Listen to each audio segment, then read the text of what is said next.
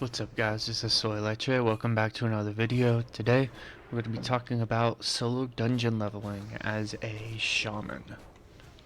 Now you might be asking yourself, Soy, why in the world would I want to do this? Why would I want to go into a dungeon by myself when I could just get a dungeon group together or go on quests like everybody else does?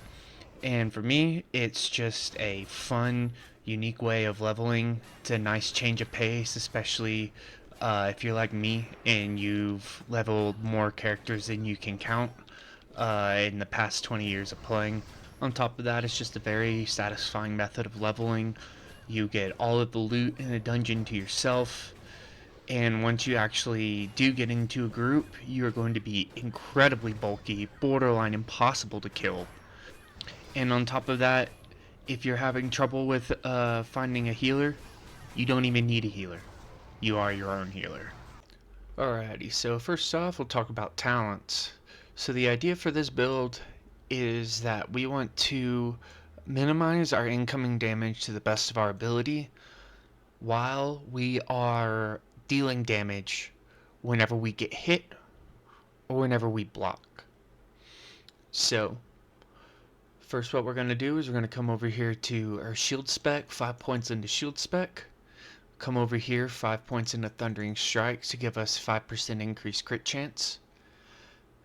5 points into Anticipation for increased dodge. 5 points into Flurry, so that every time we do a critical strike, we're going to increase our attack speed by 30% for our following 3 attacks. 1 point into Parry, so we can parry attacks. Then we'll come back up here. 3 points into Improve Lightning Shield, so that anytime somebody attacks us, they're taking damage. 2 points into Guardian Totems to increase our damage reduction from our Wind Wall and Stone Skin Totem. Then we'll come back down here to Weapon Mastery to give us 10% increased damage with all weapons. 3 points into Elemental Weapons. It's going to increase the AP bonus from our Rockbiter weapon, which is going to be our primary primary weapon buff. Then after that, we're going to actually skip our level 40 talent for enhancement, and we're going to go over to Elemental. I'm going to go 5 points into Concussion to increase our damage done by our shock spells, primarily is what we're looking for. 3 points into Call of Flame to increase our flame totems, because those are going to be a big damage dealer for us. We're going to need a lot of AoE for this. 2 points into Elemental Warding to reduce our elemental damage taken. 1 point into Elemental Focus to give us a chance to enter clear casting state after dealing any elemental damage, and that's going to reduce the mana cost of our next damaging spell by 100%. So that's going to be really nice, because our shocks can be very mana expensive. 4 points into Reverberation to reduce the CD on those shock spells, and then 1 point into Eye of Storm to reduce our knockback on our casting. So if we need to get off a healing spell, we'll get less knockback on that. Alrighty, next up, we're going to talk about our runes. Starting from the top, over here on the helmet, you're going to want to have your burn rune. And the big thing we're going to want from this is that our flame shock is now going to strike up to 5 targets, which is going to be some massive damage for us. And also, if you are running dungeons with people with a full group, it's going to help a lot with your threat as well. On your back, you're going to want Feral Spirit. And what this doesn't tell you in the description, so it's going to summon 2 wolf spirits. That's going to attack your targets. One thing to note is that they will be on aggressive. So once you exit combat, just be aware that they can attack enemies around you. But what this does not tell you is that this also heals you for the damage that's done. So this is going to be a massive passive heal for us whenever we have this active. So it has a 45-second uptime and a 3-minute cooldown. So that is going to be whenever we want to pull large mobs or in an oh shit situation. Next up on our chest, we're going to have Shield Mastery. What this is going to do is it's going to help with our mana regen because shamans are extremely mana thirsty. It's also going to increase our armor and it's also going to increase our effectiveness of our block. And this is going to stack up to 5 times. And then once it stacks up to 5 times, it's just going to keep refreshing. So this is going to be a massive, massive help for us. Next up on our wrists is going to be our overcharged ability. This is going to make it to where our lightning shield no longer has any charges. And on top of that, it's going to deal damage to all enemies in the area. So, when I was talking about earlier how we're trying to mitigate damage, but also deal damage whenever we get hit or whenever we block, this is going to be a massive help for that. And on top of that, the talent to increase our damage from our lightning shield, this right here is the reason why we want to get that talent, is because it's not going to run out and you'll just be continually dealing damage with your lightning shield ability. Next up on our hands is going to be Lava Burst. This is just going to be a big fat damage dealer, single target. It's going to proc off of our Maelstrom weapon rune, which is the next one we're going to talk about.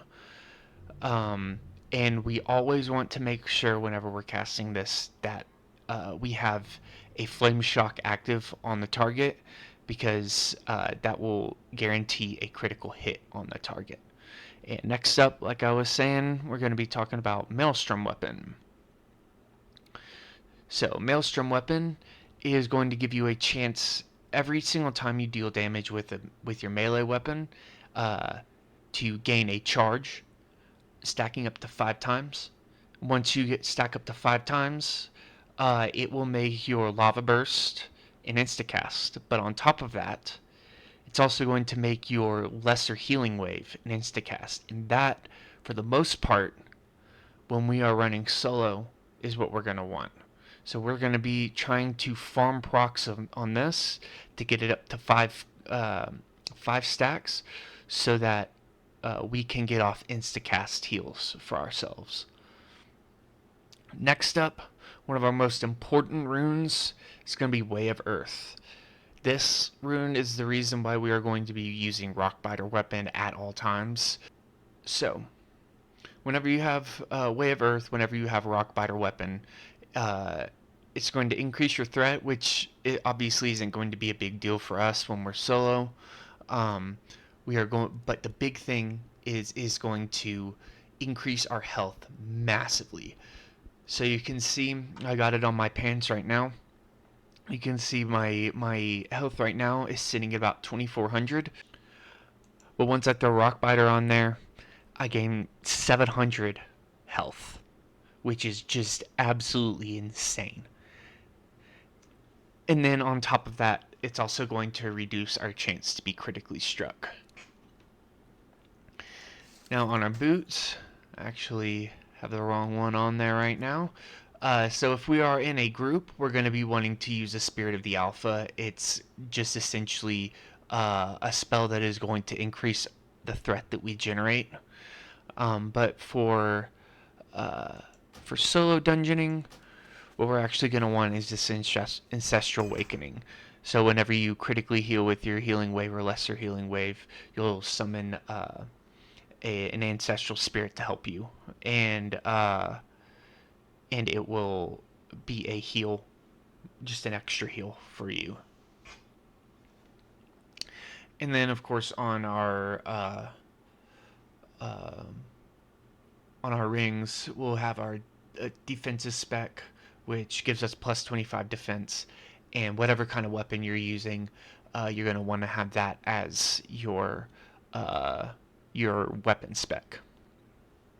Now, if you are running a race like an orc that gets +5 skill to axes, and say you're using an axe, then I would trade out uh, a weapon spec, because the weapon spec rune will not stack with your racial spec, and I would personally throw on something like healing spec. That way, it gives you a little bit of extra oomph to your heals whenever you're trying to get those off. All right, so next up, we're going to be talking about our gear and stats. And while it might be tempting to think that doing something like soloing dungeons is going to require um, you know, the best gear, you're gonna need a bunch of blues, all this kind of stuff. That really is not the case. You do not need very good gear to do this. A lot of this is in the know-how, in the talents, and in the runes that you are using. Now, typically for a shaman, enhancement shaman in general, but especially for tanks, we're going to be wanting a lot of strength. Um, And while we are going to be stacking a good amount of strength for this, what we also are going to want is spell power. So I've got a few pieces here. I've got a neck from Scarlet Monastery. I've got a chest and a back. And what that's going to do is, not only is it going to increase our bang for our buck out of our Flame Shock and our Earth Shock, which are going to be our two primary shock spells, it's also going to increase our healing that we're going to be doing to ourselves, which is going to be very helpful, because we are not generally going to be using our heavier heals. We're going to be using our lighter heals. So if we can get a little extra oomph out of those, that's going to be a massive, massive benefit for us, especially when we can get off an instant cast. As far as buffs and potions and food buffs and such, I generally try and have at least one world buff when I go to do this, but it is not necessary. Um, but the big one, naturally, is going to be Rend, because Rend is going to give you an extra 300 hit points, which is a huge boost, and it's also going to give us 15% haste to our melee attacks. And given that we are going to be using a fast weapon, because we are going to be trying to farm crits for flurry procs, and we are going to be trying to farm Maelstrom stacks, uh, increased haste is going to be a massive help for us. As far as food buffs go, I generally just try and go with a basic plus stamina plus spirit food buff. This is not necessary. Generally, food buffs don't give you a whole ton of health. And then for potions, as you get higher, once you get to 50 plus, you can get some level 50 flasks.